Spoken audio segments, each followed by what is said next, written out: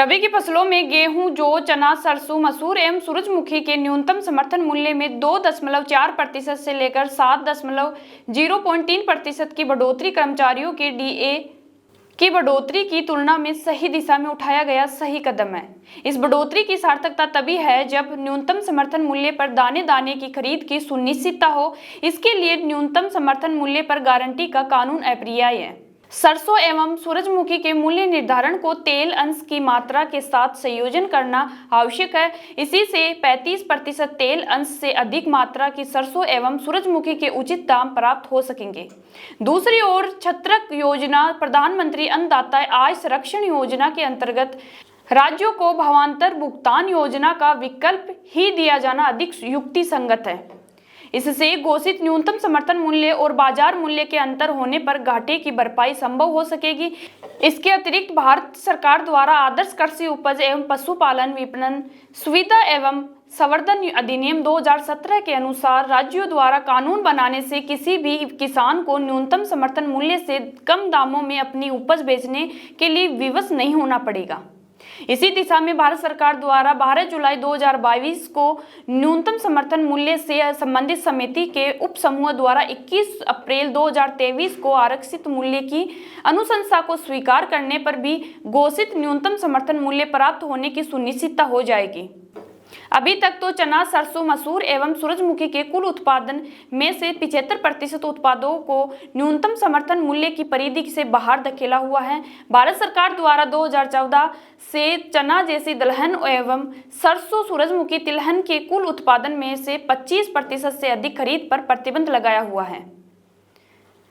ज्ञात रहे कि 7 अक्टूबर को देश से कृषि मंत्री शिवराज सिंह चौहान से दिल्ली के पूसा केंद्र में 2 घंटे से अधिक समय तक हुई वार्ता में खरीद नीति में चल रहे भेदभाव को समाप्त कर दाने दाने की खरीद के लिए देश के किसानों की ओर से आग्रह किया गया था एवं भारत सरकार की संस्था कृषि लागत एवं मूल्य आयोग द्वारा वर्ष 2015, 16 और 2017 में न्यूनतम समर्थन मूल्य पर कानून बनाने संबंधी अनुशंसा से भी अवगत करवाया गया था, जिस पर उन्होंने सकारात्मक संकेत दिए थे।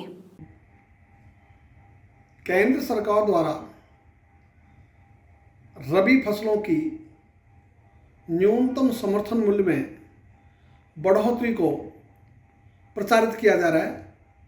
यद्यपि बढ़ोतरी का कदम कर्मचारियों के डी बढ़ोतरी की तुलना में सही दिशा में उठाया गया सही कदम है, किंतु इसकी सार्थकता तभी है जब खरीद की सुनिश्चितता हो, और खरीद की सुनिश्चितता के लिए अपरिहार्य है न्यूनतम समर्थन मूल्य पर खरीद की गारंटी का कानून। और ऐसे कानून के संबंध में भारत सरकार की संस्था कृषि लागत एवं मूल्य आयोग, इसके अतिरिक्त भारत सरकार 17 वर्ष के चिंतन के बाद एक आदर्श कानून भी बना चुकी है। और उसी के साथ भारत सरकार ने जो एमएसपी के लिए कमेटी बनाई, उसने भी आरक्षित मूल्य के लिए अनुशंसा की है। ऐसी अनुशंसाएं भारत सरकार की संस्था और आयोग द्वारा निरंतर की जा रही है, उनकी पूर्ति आवश्यक है। और इसको 7 अक्टूबर 2024 को पूसा दिल्ली में वार्ता के समय कृषि मंत्री माननीय शिवराज सिंह चौहान के समक्ष ये विषय उठाया गया था और उन्होंने कार्रवाई के लिए सकारात्मक संकेत भी दिए थे।